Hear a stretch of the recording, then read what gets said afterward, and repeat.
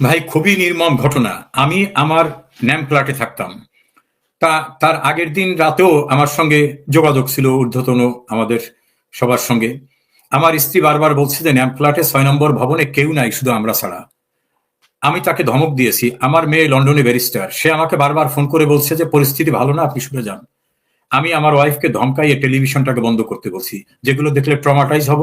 প্রধানমন্ত্রী যখন আসেন তখন নিশ্চয়ই তিনি ম্যানেজ করবেন, বা তিনি অবশ্যই এটাকে একটা পর্যায়ে নেবেন। রাত 12টা পর্যন্ত কিন্তু আমি যোগাযোগের মধ্যে ছিলাম। আমি বাসার থেকে বের হইনি। পরে জানলাম যে ওই 6 নম্বর ভবনে একমাত্র আমি ছাড়া আর কেউ নাই, সবাই চলে গেছে।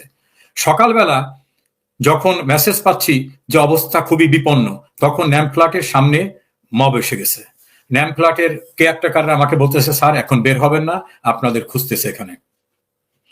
একটা পিয়ন এসে আমাকে বলল, স্যার আপনার নাম ধরে আপনার বাসা খুঁজতেছে। তখন আমি বুঝতে পারলাম যে আমি যে এলাকার এমপি, সেই এলাকায় তো আমার প্রতিপক্ষ আছে, যেটা আপনি বুঝতে পারেন। তখন আমাকে বলা হলো যে আমি যেন ভিতর থেকে লাইট অফ করে দিয়ে থাকি। আমার ছেলে অস্ট্রেলিয়া থাকে, ব্যারিস্টার সে। সে আমাকে ফোন করে বলল যে আপনার বাসা ভেঙে ফেলা হবে, আপনি ভিতরে চেয়ার সোফা টোফা দিয়ে দরজার সামনে থাকেন। আমি সোফা টেনে আনতে পারি না, আমার শরীরে কুলায় না। এনে দরজা আটকে ফ্যান অফ করে দিলাম, লাইট অফ করে দিলাম। তখন প্রচন্ড ভাবে দরজায় লাথি হচ্ছে। আর তখন আমার একজন সিকিউরিটি ছিল, গানম্যান। সে আমাকে অনেক দূর থেকে বলতেছে, স্যার আপনার নাম ধরে খুঁজছে, আপনাকে খুঁজতেছে স্যার, আপনি কিন্তু ভেঙে যতক্ষণ না ঢোকে আপনি কোনোভাবে দরজা খুলেন না, আমার কাছে এদের অ্যাটিটিউড ভালো মনে হচ্ছে না।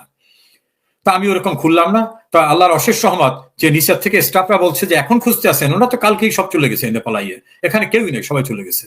তোরা বিভিন্ন ফ্ল্যাট ভেঙে ভিতরে ঢুকে দেখে কেউ নাই। তখন আমারটাকেও ধরে নেছে যে হয়তো লক করা, ভিতরে কেউ নাই। এভাবে ওরা যখন উপর থেকে একটু নিচে নামলো, আমাদের ওই লিফট অফ করে দিছিল যারা কর্মচারী, এবং গোটা বিল্ডিং কে তারা ইলেকট্রিসিটি লেস করে দিল, এবং তারা বাইরে শো করলো যে আমরা এখন চলে যাব, স্টাফরা। অর্থাৎ ওরা যাতে বোঝে যে এই বিল্ডিং আর কেউ নাই। এবং আমাকে দূর থেকে আমার গানম্যান বলতেছে, স্যার আপনি সারা রাত থাকতে পারবেন না তো, ওখানে তো লাইটও থাকবে না, এখন ডোর আটকাইয়া মেইন যে গেট, ক্লপসেবল গেট, সেটাও আটকাই, কিন্তু স্টাফরা সব চলে যাচ্ছে। আর তারা এখন আর কারো ফোনও ধরতেছে না। আর যেহেতু মানুষ চতুর্পাশে আছে, ওরা ফোন ধরলে ওরাও অভিযুক্ত হতে পারে, আপনি বেরোয় যেতে পারতেছেন কিনা। তখন আল্লাহ, আমার মনে হয় আল্লাহর কুদরতি শক্তিতে একজন লোক আসলো। সে ছাত্রদের আন্দোলনের সঙ্গে ছিল, আমি তার নামটা তার নিরাপত্তার সাথে বলবো না। আমি নাকি এক সময় অন-11-এর সময় তার স্ত্রী আমার কাছে গেছিল তার মামলা নিয়ে, আমি তাকে সাহায্য করেছিলাম। সেই কৃতজ্ঞতায় সে জানতে পারছে যে এই বিল্ডিং আমি থাকি, সে উপরে আসছে। উপরে আসার পরে সে বারবার ফোন করতেছে, তা আমরা তো ফোন অফ করে রাখছি, ফোন ধরবো না। তখন আমার গানম্যানকে ফোন করছে, সে ফোন করা গানম্যান বলছে, স্যার আপনাকে উপকার করছিল এক ভদ্রলোককে, সে উপরে গেছে। তো এখন তো দেখি আমার উপায় নাই। তখন দরজাটা খুললাম। খোলার পরে আমি এবং আমার স্ত্রী সারা শরীর থেকে ঘরমাক্ত অবস্থা। আমার স্ত্রী তখন বাথরুমের ভিতরে আটকা, এবং আমার ছেলের বউয়ের অর্নামেন্টস থেকে শুরু করে সব বাসার ভিতরে। তো বললো যে আপনাদের ড্রেস চেঞ্জ করেন, কোনো কিছু হাতে নিতে পারবেন না। তা আমি একটা গেঞ্জি, যেগুলো বাথরুমে বাসা ব্যবহার করা, ওইরকম একটা গেঞ্জি গায়ে দিলাম, আর পায়ে পন্স। ও আমাকে মাস্ক পরালো। মাস্ক পরাইয়ে বললো যে আপনি মাস্কটা পরার পর আমার ঘাড়ের উপর কাত হয়ে থাকবেন। আর আমার মিস্ট্রেসকে বললো যে ম্যাডাম আপনি কোনো ব্যাগও হাতে রাখবেন না, আপনি সাদি বলবেন যে উনি খুব অসুস্থ, ওনার ধরো, আপনাদের পরিচয় দিবেন না।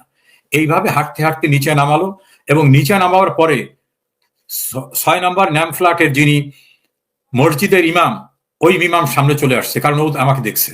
তা আমি ওরে দূর থেকে ইশারা দিয়ে বললাম, ইমাম সাহেব সরেন সরেন। ইমাম সরতেছে না, কারণ সে মনে করতেছে আমাকে এখনই মব বোধহয় ধরে নিয়ে যাচ্ছে। যেহেতু ইমামের সঙ্গে আমার একটা ভালো রিলেশন ছিল, তো ওই যে আমাকে নামাচ্ছে নিচে, ওর কাছে এসে ওই ফ্ল্যাটের 2জন পিয়ন চলে আসলো। পিয়নরা আমার দ্বারা আমার বাসায় মাঝে মধ্যে যেত, আমি একটু টিপস দিতাম। তাদের একটু দয়া হচ্ছে যে সবাই চলে গেছে, উনি জান নাই। এখন আমাকে যখন ওরা ধরে নামাচ্ছে, তখন ওরে জিজ্ঞেস করতেছে মবের লোকেরা যে উনি কে। সে বলছে, এই বেটা আমি নিজেও তো একজন সমন্বয়ক, উনিকে আমি চিনি না, উনি আসছিল এখানে কোন এমপির বাসায় বেড়াইতে চিকিৎসার জন্য। আর তখন আমার অবয়বটা একটু এলোমেলো অবস্থা ছিল। তা বেড়াইতে আসছে চিকিৎসার জন্য। তা আমার বলছে, আপনি কোথা থেকে আসছেন? তা আমি বললাম, পিরোজপুর থেকে। কার বাসায় আসছেন? আমাকে একটা অসত্য কথা বলতে হলো। তারপর কেন আসছেন? ও চিকিৎসার জন্য। আর উনিকে? তা আমি বললাম, আমার ওয়াইফ। তা আমার ওয়াইফ ওইভাবে, সে তো ভীত সন্ত্রস্ত এবং কান্নাকাটি করতেছে। ওরা ওইভাবে তার ঘাড়ে আমি বাঁকা হয়ে আমাকে ওই মানিক মিয়া অ্যাভিনিউর ডিভাইডারের কাছে নিয়ে গেল। দূর থেকে আমি দেখতেছি আমার গানম্যান চলে আসতেছে, আমি তাকে ইশারা দিলাম যাতে না আসে। তখন ওই ছেলেদের ভিতরে একটি ছেলে, পরে তার আমি নাম জেনেছি, তার নিরাপত্তার সাথেও নামটা বলবো না, সেও জানতে পারতো না যে আমি ওই লোক। সে বললো যে উনি কোন হসপিটালে যাবে। তো ওই যে সমন্বয়ক ছিল ওই অঞ্চলের, সে বললো যে কোন হসপিটালে আপনার ডাক্তার দেখান। তা মুহূর্তের ভিতরে আমার মনে হলো যে আমরা বলি যে অ্যাপোলো হসপিটালে। তখন একটা সিএনজিতে ধরে এনে, সিএনজিতে লোক ছিল, নামাইয়া সেই সিএনজিতে আমাকে উঠে দিয়ে বললো যে ডাইরেক্ট নিয়ে যাবা। তা আমি পথে ওই সিএনজির ভিতরে আমার স্ত্রীর ঘাড়ে মাথা রেখে ওইভাবে যাচ্ছি। আমরা কিন্তু বাসার থেকে কিছু নিয়ে বেরোতে পারিনি, ইভেন মোবাইল ফোন, চশমাও নিয়ে বেরোতে পারিনি। আমরা চলে গেলাম অ্যাপোলোতে। অ্যাপোলোতে যাওয়ার পর এখন আমি তো সিএনজি ড্রাইভারকে টাকা দেওয়ার মতো অবস্থা আমার নাই। তো সেখানে যাওয়ার পরে অন্য একটা লোকের সাহায্য নিয়ে আমার পরিবারের এক সদস্য, একটি মেয়ে, তার সঙ্গে যোগাযোগ করলাম। যোগাযোগ করার পর সে দূর থেকে ক্যাজুয়াল ড্রেসে চলে আসছে। আসার পর আমাদের খুঁজে পাচ্ছে না, কারণ আমার তো ডিসগাইজে। তারপরে এক পর্যায়ে ওরে দেখার পর আমার ওয়াইফ ওকে ডেকে আনলো। ডেকে আনার পরে ও বললো আমাদের রিক্সা ওঠেনি, রিক্সায় পর্দা টেনে এইভাবে তার বাসায় নিয়ে গেল। তার বাসায় থাকলাম 1 সপ্তাহ। 1 সপ্তাহ পরে শুনলাম যে এই বাসাটা আমাদের ফ্যামিলির বাসা, এটি অনেকে জানে। সেখান থেকে শিফট হয়ে আর একজন দূরবর্তী আত্মীয়র বাসায় গেলাম। সেই দূরবর্তী আত্মীয়র বাসায় বসুন্ধরা এলাকায়, সেখানে রুমের ভিতর থেকে বাইরে বের হতাম না, ওখানে থাকতাম। হঠাৎ করে একদিন আমার গেটে এসে বারবার, মানে যে ফ্ল্যাটে আমি থাকি সেই ফ্ল্যাটে মানে একজনের বাসায় একটা রুমে থাকি, সেই বাসায় এসে বারবার নক করতেছে এবং দরজা খুলতে বলতেছে। তা ওই বাসার যিনি মালিক, তিনি আমার অনেক দূরের আত্মীয়, আমার সঙ্গে আগে পরিচয় ছিল না। সে এসে বলতেছে যে একটা নাম বলতেছে যে এই নামে একটা লোক আসছে। তাহলে এই নামে ভালো করে শুনে আসুন তো। সে বলে আপনার উপজেলা ছাত্রলীগের সভাপতি তাপস চৌধুরী।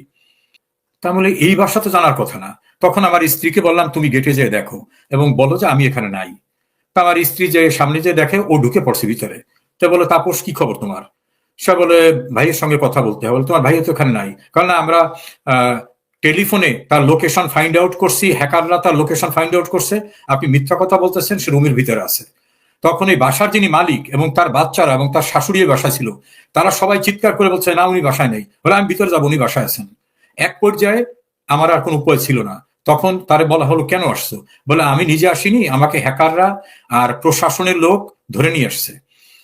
কি চাই? 12 কোটি টাকা দিতে হবে, না হলে তাকে এখান থেকে নিয়ে যাবে।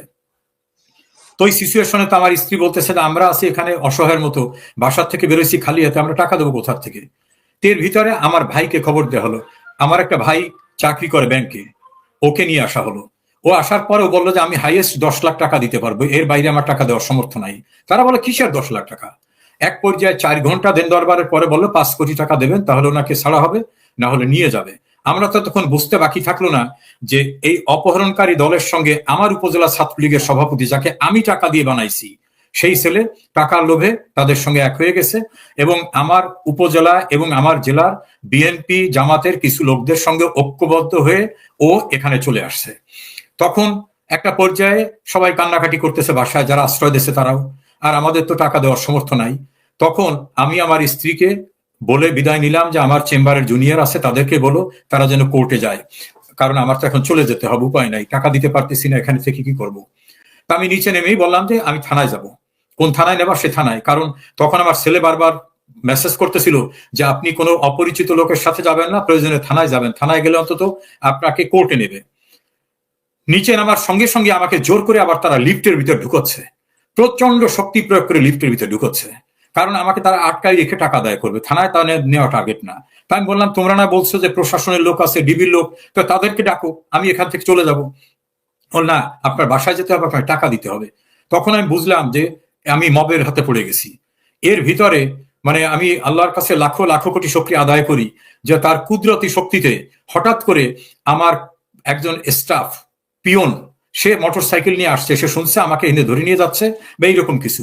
আসার পরে আমার ভাই, ওই যে তাপস ছাত্রলীগের সভাপতি, তার সঙ্গে যুদ্ধ করতেছে যে আমাকে জোর করে লিফট উঠাবে। এক পর্যায়ে তাকে ফেলে দিয়ে পাড়াই ধরছে, ধরে আমাকে বলছে আপনি মোটরসাইকেলে ওঠেন। তা আমি মোটরসাইকেলে উঠলাম। ওঠার পরে ওই মোটরসাইকেল অন্য একজন ড্রাইভার, আমি তাকে চিনি না, সে স্টার্ট করলো এবং তখন মেইন গেট দেওয়া, গেট দ্রুত ভাঙার মতো করে খুলে সে জিগজ্যাগ হইতে আমাকে নিয়ে মুভ করলো। আর আমাদের পিছনে কিন্তু গাড়ি চলছে, যে গাড়িতে অপহরণকারীরা আসছে তারা কিন্তু গাড়ি তিনি মুভ করতেছে। তো ওই মোটরসাইকেল আরোহী এমন ভাবে মুভ করতেছে, রাস্তার উল্টো দিক করতে করতে মোটামুটি একেবারে গ্রামীণ একটা এলাকায় নিয়ে গেল। আর আমাকে বললো যে আপনি শুধু আমার ঘাড়ের উপরে মাথা নুয়ে থাকবেন। এক পর্যায়ে ওর হেলমেটটা আমাকে দিল, যে আপনি হেলমেট মাথায় রাখেন। এই করতে করতে আমাকে দূরবর্তী একটি জায়গায় নিয়ে গেল। ওই মবের লোকরা আবার ওই বাসার সামনে রয়েছে, তারা আমার স্ত্রীকে এবং আমার ভাইকে ধরবে, যে তারা পরিকল্পিতভাবে আমাকে এখান থেকে সরাই দিয়েছে। তা রাত 1টার সময় যখন ওরা ওখান থেকে চলে গেল, তখন আমার ওয়াইফকে সেই বাসার থেকে শিফট করা হলো, এবং আমার ভাইও অনেক ঝুঁকি নিয়েছে জীবনের। মানে কি বলবো, এই সময় কেউ ঝুঁকি নেয় না, আমার ভাই যে ঝুঁকিটা আমার জন্য নেছেন। তারপর আমার ওয়াইফকে রাতে আর এক বাসায় নিয়ে যাওয়া হলো। আর ওই বাসাওয়ালা যাদের বাসায় ছিলাম তাদেরকে উপর্যুপরি থ্রেট করা হলো যে তোমরা সাহায্য করছো ইত্যাদি ইত্যাদি। লাকিলি ওই বাসার নিচে সিসিটিভি ছিল। সমস্ত এই যে আমাকে নিয়ে জোর করতেছে, তুলতেছে, হামলা করতেছে, সমস্ত রেকর্ডটা আমরা সংগ্রহ করতে পেরেছি। আবার একইভাবে আমার নাজিরপুরের বাড়ি যখন ভাঙতেছে, লুট করতেছে, ট্রাকে উঠছে, সমস্ত তথ্যপত্র, আগুন দিতেছে, উচ্ছ্বাস করতেছে, সব আমরা পেলাম। সেখান থেকে আমাকে যেখানে নিয়ে যাওয়া হলো, এক রাত সেখানে থাকলাম, কারণ এত গোপনে আসছি সেই জায়গা আমি নিরাপদ না। তখন আল্লাহর উপর ভরসা রেখে কিছুটা ডিসগাইজ করলাম, নিজের বডিকে ডিসগাইজ করে। আমার খুব ঘনিষ্ঠ এক বন্ধু, সাবেক একজন এমপি, সে রাজনীতি করে না, সে এবং আমার ভাই, এদের সাহায্য নিয়ে আমি অন্যের গাড়িতে মুভ করলাম। মুভ করে একটি সীমান্তে আসলাম। সেই সীমান্তে কিন্তু আমার কেউ নাই, কেউ আগের থেকে কারোর সঙ্গে কোনো যোগাযোগ নাই। ওখানে আসার পরে যোগাযোগ করলাম যারা পারাপার করে তাদেরকে। তারা আগে টাকা না দিলে কিছুই করবে না, টাকা পয়সা তো কিছু নিয়ে আমি বের হতে পারিনি। তখন তাদের দয়া হয়েছিল বোধ হয়, দয়া হওয়ার পর আমাকে একটা বাগানের ভিতর ঢুকালো। সেখান থেকে বললো যে না, এখন এপারের ফোর্সটা আছে, ওপারে ফোর্সটা আছে, আপনাকে পানির ভিতরে নামতে হবে। একটা কর্দমাক্ত পুকুরের ভিতরে আমি 2.5 ঘন্টারও বেশি, বলা যেতে পারে 2.5-3 ঘন্টা, আমার গায়ে তখন পানির ভিতরে থাকা খারাপ খারাপ জিনিস লেগে যাচ্ছে। আর আমি যে তার কাটার বেড়া অতিক্রম করছি, আমার শরীর থেকে রক্ত বের হচ্ছে, সারা শরীর ছিঁড়ে ভেঙে গেছে। এই অবস্থায় 3.4 ঘন্টা সময় আমি বর্ডার ক্রস করতে সক্ষম হলাম। ওপারে যোগাযোগ করে সেখান থেকে আমাকে একজনেরা নিতে আসলো। মানে আমাকে যারা বর্ডার পর্যন্ত দিয়ে গেছিল তারা হয়তো কারোর সঙ্গে যোগাযোগ করছে। আমি তখন সারা শরীর আমার কাদা, যে পুকুর থেকে, গ্রামের পুকুরের ভিতর থেকে শুকাবার পরে মাছ ধরতে গিয়ে যেরকম কর্দমাক্ত অবস্থা থাকে, সেই অবস্থায় আমি উঠলাম। তখন একটা বাড়িতে গিয়ে তাদের টিউবওয়েলের নিচে আমি বসলাম, সেখানে তাদের লোকরা পানি চেপে দিল। সেখান থেকে একজনের বাসায় নিয়ে যাওয়া হলো। যে বাসায় নেওয়া হলো তারা বললো আপনার মুখে কানে সবখানে তো কাদা। তখন তাদের বাসায়, তিনি বাংলাদেশের একজন একসময় কর্মকর্তা ছিলেন, তার বাসায় সে দেখে অবাক হয়ে গেল যে আপনার চেহারা তো এরকম কোনদিন দেখিনি স্যার। তার বাথরুমে গিয়ে গোসল করলাম। গোসল করে বের হওয়ার পর সে বলছে না, আপনার সারা শরীর তো কাদা রয়ে গেছে, কারণ আমি হাত দিয়ে কাদাও সরাতে পারতেছি না, এমন অবস্থা। তো এখন আমি ওই প্যান্ট পরে বেরোইছি, তখন সে তার একটা লুঙ্গি দিল এবং তার একটা গেঞ্জি দিল। এই লুঙ্গি আর গেঞ্জি পরে তার লিভিং রুমে আসলাম। তখন সে বলল স্যার আপনার সারা মাথায়, কানে, উপরে এখানে কাদা রয়ে গেছে, আপনি আবার গোসল করেন। এইভাবে তার বাসায় বেশ কিছুদিন থেকে আমি তার কৃতজ্ঞতা শেষ করতে পারবো না, যে তার পরিবার এবং তার ঝুঁকি নিয়ে সে অনেকদিন তার বাসায় আমাকে রাখছে। সে যে স্থানে দাঁড়ানো, তার বাসায় কোনো বাইরের লোককে রাখার কথা না, সেন্সিটিভ মানুষ। তারপর সেখান থেকে আমি অনেক দূরে এসে আবার একজনের বাড়িতে থাকলাম, বাংলাদেশের এক নাগরিক, যারা দিল্লিতে সেটেল হয়েছে, সরি কলকাতায় সেটেল হয়েছে। তার বাসা থেকে তারপর গেলাম কলকাতায়। কলকাতায় যাওয়ার পরে বাংলাদেশ থেকে আত্মীয় স্বজনের সাহায্য নিয়ে সেখানে থেকে কিছুদিন পরে দলের নেতা কর্মীদের সঙ্গে দেখা হলো। তারপরে বাংলাদেশে আমার বোন ভগ্নিপতির একজন কলিগ, হিন্দু, সে পরে ইন্ডিয়া চলে গেছে, তার বাড়ি থেকে আশ্রয় নিলাম। তার বারান্দায়, মানে যেখানে থাকছি সেসব জায়গায় থাকায় আমরা কোনোদিন অভ্যস্ত না। তারপর কৃতজ্ঞ সেই ভদ্রলোক এবং তার পুত্রবধূ, তার ছেলে, তার পরিবার আমাকে এত আন্তরিকতার সঙ্গে রেখেছেন। তারপর সেখান থেকে গেলাম মূল কলকাতায়। মূল কলকাতায় যাওয়ার পরে ধার উদ্ধার করে ওখানকার গভর্নমেন্টের সঙ্গে যোগাযোগ করে আমার পাসপোর্টে অ্যারাইভাল সিল নিয়ে, এক্সিটের পারমিশন নিয়ে তারপরে সেখান থেকে দেশের বাইরে আসতে সক্ষম হই। আমার কাছে স্বপ্নের মতো মনে হয়, যে মৃত্যুর ভিতর থেকে বেঁচে আসছি, এবং প্রতিটা স্তরে মনে হয় যে আল্লাহ তার কুদরতি শক্তি দিয়ে আমাকে প্রতিটি জায়গায় অতিক্রম করিয়ে আনছেন। এরপরে আমার স্ত্রী, সে তো অসহায় অবস্থায়, কারণ ছেলে মেয়ে কেউ দেশে নাই, আমার বাড়ি ঘর সব পুড়িয়ে দিয়েছে। সেও জীবনে অনেক ঝুঁকি নিয়ে, অনেক মানুষের সাহায্য নিয়ে তারপর সেও প্রতিবেশী দেশে আসতে সক্ষম হয়। সেও ঝুঁকির ভিতর থেকে আসে। তাকে নিয়েই আমি প্রতিবেশী দেশ থেকে আর একটা দেশে এসে কোনোভাবে জীবনযাপন করতেছি। সে যে অভিজ্ঞতা, সে অভিজ্ঞতা কল্পনাতীত অভিজ্ঞতা। এমন করুণ অবস্থার ভিতর থেকে নিশ্চিত মৃত্যুর মুখোমুখি হয়ে বেঁচে আছি, আল্লাহর কাছে প্রতি মুহূর্তে শুকরিয়া আদায় করি।